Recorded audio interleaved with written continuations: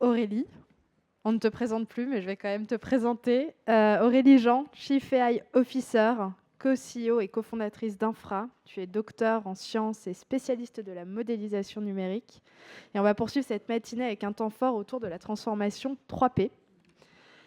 Pour démarrer, j'aimerais que tu nous expliques ce que recouvre cette transformation 3P, plus prédictive, plus personnalisée, plus précise, et pourquoi elle change particulièrement la donne dans le domaine de la santé. Alors en fait, merci beaucoup Victoire et merci à Paris Santé Campus pour l'invitation et en particulier Antoine Ténière. Donc en fait, je suis venue avec cette idée avec le professeur Marc Esposito. On essaie de réfléchir comment l'IA en fait transforme des industries, des entreprises, des métiers, des cas d'usage, la santé en faisant partie, dans tous les domaines, que ce soit le développement de médicaments, le soin, le suivi du patient, la logistique d'un hôpital, d'un centre de santé ou plein d'autres choses. On s'est rendu compte en fait que l'IA appliquée à n'importe quel domaine, métier ou cas d'usage rendait ce métier, cas d'usage, industrie, en quelque chose de plus précis, de plus prédictif et de plus personnalisé. Et c'était important de le poser ainsi parce que ça permettait, une fois qu'on comprend en fait que ça agit sur 3 dimensions, on peut du coup arriver à définir son niveau actuel de personnalisation, de prédiction et de précision. Et madame avait parlé de précision juste avant, donc on est exactement dans ce domaine-là. D'évaluer son niveau, de voir où est-ce qu'on veut aller et de voir comment l'IA peut nous y aider.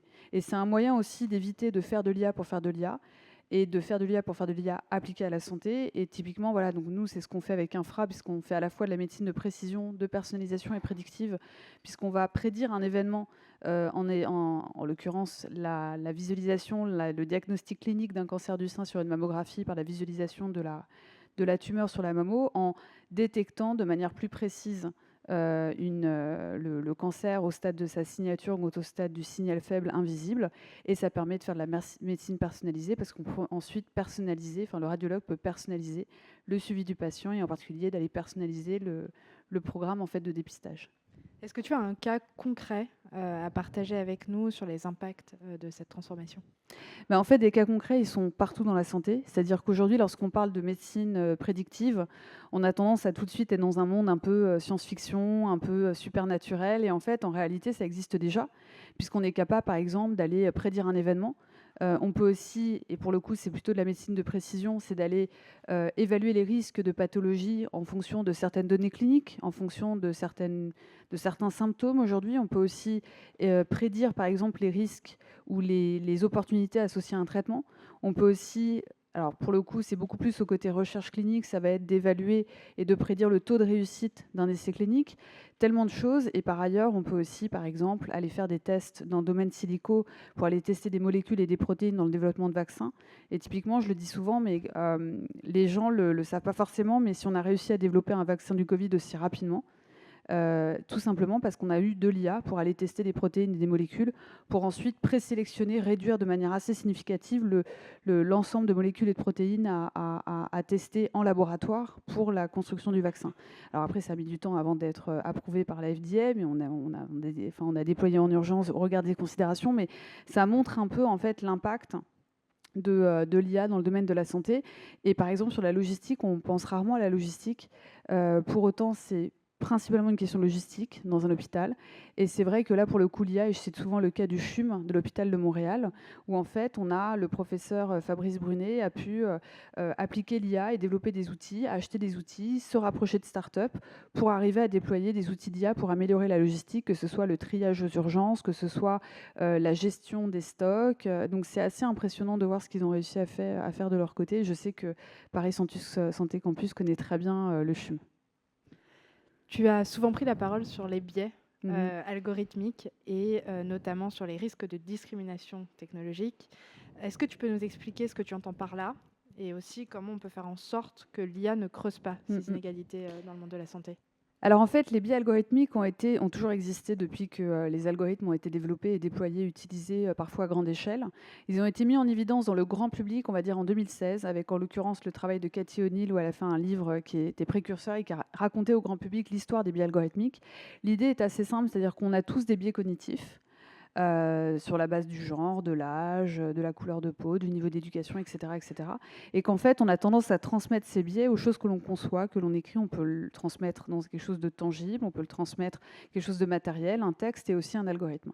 Et du coup, on va créer des algorithmes qui embarquent des biais, qui peuvent ensuite créer ce qu'on appelle de la discrimination technologique. Typiquement, je donne souvent l'exemple, les premiers algorithmes de reconnaissance faciale ne reconnaissaient pas les individus à peau noire, puisqu'en fait, l'algorithme avait été entraîné et validé sur des photos d'individus blancs uniquement, pour une raison toute simple, c'est que les concepteurs avaient embarqué un biais cognitif de par la faible représentativité au sein de leur équipe que blanche, et donc ils n'avaient pas pensé à donner des images d'individus de couleur pour arriver à permettre à l'algorithme d'aller identifier des patterns ou des signaux faibles et forts de ces tons de peau.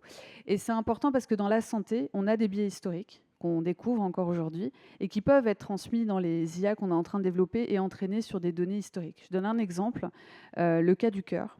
Pendant très longtemps, dans plein de cas de maladies, on découvrira ça au fur et à mesure des années, pendant très longtemps, on a étudié par exemple l'infarctus et on a étudié donc les symptômes et les manières de le traiter sur des hommes uniquement, pendant très longtemps. Pendant très longtemps, on a aussi étudié, fait des études cliniques de médicaments sur des hommes uniquement.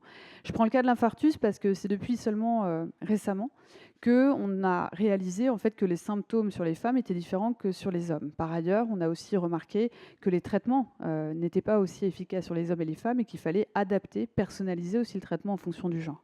Et ça, par exemple, c'est très important parce qu'à partir du moment où on a des données historiques qui proviennent principalement d'un certain type de population non représentative de la population générale et qu'on va utiliser ces données pour aller construire des IA, pour aller en retour nous soutenir, nous aider dans des diagnostics ou des détections de symptômes a priori difficiles à détecter pour un médecin, on va se retrouver dans un cercle vicieux où on va reproduire ces biais historiques dans la société à travers les essais et tout ce qu'on a pu faire avant. Et pire, ces biais vont être décuplés dans ces IA qui vont reproduire en fait un schéma vicieux. Voilà. Une fois qu'on s'est dit ça, comment on évite ce biais technologique? Alors en fait, il y a plein de techniques. La première technique, c'est tout simplement d'aller tester ces outils. C'est-à-dire qu'il y a un domaine en fait qui existe depuis très longtemps par ailleurs, qui s'appelle l'explicabilité algorithmique, XAI, Explainability AI, qui consiste à aller maîtriser ou extraire la logique de fonctionnement de l'algorithme pour aller évaluer pas mal de choses, sortir de la boîte noire, mais aussi d'aller détecter des risques de biais algorithmiques et de discrimination technologique.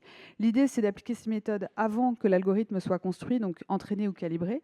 Ça veut dire travailler sur les jeux de données. Et par exemple, il y a plein de tests qu'on fait sur les jeux de données aujourd'hui pour aller définir certaines disparités, définir certaines surreprésentativités, voire des comportements très orientés du jeu de data, qui nous ferait dire en fait que le jeu de data soit n'est pas assez grand, soit n'est pas assez divers, soit les deux, donc pas assez riche. On peut aussi travailler sur l'algorithme pendant l'entraînement ou le calibrage en injectant de la connaissance métier. Donc ça, on le fait beaucoup en médecine parce qu'on sait beaucoup de choses et les médecins aident en fait les ingénieurs et les scientifiques en IA à développer ces outils. En tout cas, moi, j'en suis persuadée. J'ai toujours travaillé avec des médecins. Et puis, une fois que l'outil est développé, on peut aller travailler en faisant ce qu'on appelle des modèles de substitution pour aller comparer aux modèles finalement entraînés sur les jeux de données initialement définis, pour qu'on puisse, qu'est-ce qu'il a mis, Xavier? Pouf, l'IA a tué le métier. Non, pas exactement, mais oui, c'est peut-être une bonne chose. Mais en tout cas, voilà, Xavier est un ami. Hein. Je n'aurais jamais osé critiquer le dessinateur de cet événement. Et en fait, c'est intéressant parce que il y a vraiment des méthodes pour éliminer ces biais, pour les détecter. Et puis par ailleurs, c'est aussi initier, introduire tous les gens des milieux techniques et scientifiques à l'existence même de ces biais, à l'existence même de la discrimination technologique, puisque moi-même, je le dis souvent, je n'ai jamais été formée à ça. Et il a fallu attendre, je suis arrivée aux États-Unis à 26 ans. À 27 ans, j'ai pris un cours d'éthique parce que je travaillais dans un laboratoire médical et j'étais dans l'obligation de suivre un cours éthique. Et c'est dans ce cours éthique qu'on m'a initiée à l'importance de comprendre les biais cognitifs et ce qui leur impacte en fait dans notre travail au quotidien. Et je trouve que c'est un peu tard et qu'il faudrait en prendre conscience bien avant. Il est intéressant ce thème d'éthique, parce que tu disais que tu collaborais beaucoup avec des médecins qui, eux, faisaient le serment d'Hippocrate. On n'a pas la même chose du côté des chercheurs. Comment vous vous accordez sur ces questions? En fait, moi, je crois beaucoup à la responsabilité individuelle et collective pour le bien commun. C'est-à-dire que j'ai longtemps cru qu'on n'avait pas forcément besoin de régulation parce que chacun allait s'autoréguler parce que chacun veut bien faire et que bien développer ces outils sans risque de biais et sans discrimination technologique était un différenciateur économique parce que forcément, si vous écartez la moitié de la population, par exemple les femmes d'un projet, clairement, vous allez écarter la moitié des revenus ou de la capacité de revenus. Or, c'est pas ça qui se passe. Donc en fait, on a besoin de régulation. Certainement. Et par ailleurs, le EA Act permet ça, parce qu'avant le EA Act, tu pouvais aller déployer un outil d'IA sans même le tester. C'est quand même assez incroyable ou gravissime, je ne sais pas. Maintenant, c'est une question de responsabilité individuelle, et c'est vrai qu'on en parle énormément, mais ça doit aussi venir dans les formations, parce qu'encore une fois, je le dis, c'est-à-dire que moi, j'ai jamais été formée à penser à ces sujets, et je m'en suis rendu compte en réalité assez tard parce que j'avais déjà fait ma thèse, mes études, et j'avais déjà une année d'expérience en laboratoire de recherche après ma thèse. Et je trouve que c'est un peu tard pour être initié à ces sujets. Et on pense assez naïvement que les mathématiques sont impartiales. Mais en réalité, c'est nous, humains, qui développons ces modèles, qui nourrissons ces données. Et par ailleurs, j'entends certains me dire oui, mais tu as des données statistiques dans la société qui sont ce qu'elles sont, et l'IA ne fait que reprendre la représentativité statistique de la société. Sauf qu'en fait, ce qu'ils oublient de dire, c'est que premièrement, on a des fortes discriminations dans la société. Monsieur disait avant qu'on avait des écarts de 30% de salaire entre hommes et femmes.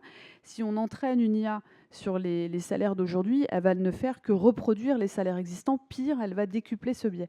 Et c'est intensifier et renforcer ce biais. Et donc, c'est important aussi de comprendre que lorsqu'on fait un modèle d'IA, on a tendance, en fait, c'est statistique, à prendre les tendances statistiques du jeu de données et à les transformer en conditions systématiques. Donc il faut faire très attention, il ne faut pas se cacher derrière c'est pas de ma faute, c'est les données. Non, il faut se responsabiliser vis-à-vis des données, et même en tant qu'utilisateur, pour comprendre son comportement vis-à-vis d'une technologie. Tu m'as dit quand on a préparé cette keynote qu'il y avait des choses que l'IA ne ferait jamais en santé. Et j'ai trouvé ça assez intéressant. Est-ce que tu peux un peu développer et me dire ce qui restera selon toi, pour conclure, parce que je vois le temps qui passe vite. Ce qui restera du domaine exclusivement humain et ce qui passera du domaine de l'IA? Écoute, il y a le terme intelligence artificielle. Alors là, j'ai 1 minute 40 pour le faire, ça va être très chaud. C'est un mot qui est confusant parce qu'il ne précise pas de quelle intelligence on parle. Et juste vous le faire rapidement, c'est un mot qui a été écrit pour la première fois dans un papier en 1955 par les 4 scientifiques qui ont été à l'initiative de la conférence de Dartmouth, donc Minsky, McCarthy, Rochester et Shannon. Et dans ce papier qui cherchait à lever des fonds pour organiser cette conférence d'été, ils expliquent qu'ils voulaient en fait se rencontrer et discuter de méthodes mathématiques et computationnelles, donc qui tournent sur un ordinateur, dans l'objectif d'aller maîtriser et modéliser l'intelligence humaine. Sauf qu'en 1955, l'intelligence humaine, elle est réduite à l'intelligence analytique, avec la fameuse création du QI, qui est une invention française. On peut être fier de ça, ou pas. Et donc, en fait, il a fallu attendre les années 80-90 pour qu'on parle d'intelligence multiple humaine, à savoir l'intelligence émotionnelle, créative et pratique, donc le bon sens. Et je vous dis ça parce qu'en fait, le mot IA, en fait, on ne maîtrisera que l'intelligence analytique. On peut éventuellement transférer un problème analytique en un problème, on peut traduire un problème émotionnel en un problème analytique. Je donne un exemple. Une caméra qui va détecter sur un visage en fait des signes de peine physique, des signes de tristesse, des signes de dépression ou de joie, mais sans maîtriser les émotions sous-jacentes à cette expression. Et c'est très important de faire la différence. Et donc nous, humains, on a plein de choses que la machine ne maîtrise pas, mais au contraire, elle peut nous aider en fait à détecter des signaux qu'on ne voit pas, à avoir des raisonnements analytiques qu'on a du mal à avoir, ou tout simplement parce qu'ils sont impossibles au regard de nos capacités intellectuelles, ou tout simplement d'avoir des outils d'IA qui ont une telle précision, qui peuvent du coup nous aider à éclairer notre décision, que ce soit dans la santé, dans la logistique, le traitement, les médicaments et autres. Tu as tenu le timing parfaitement. Bon, ouais. Je te remercie, Merci Aurélie. beaucoup.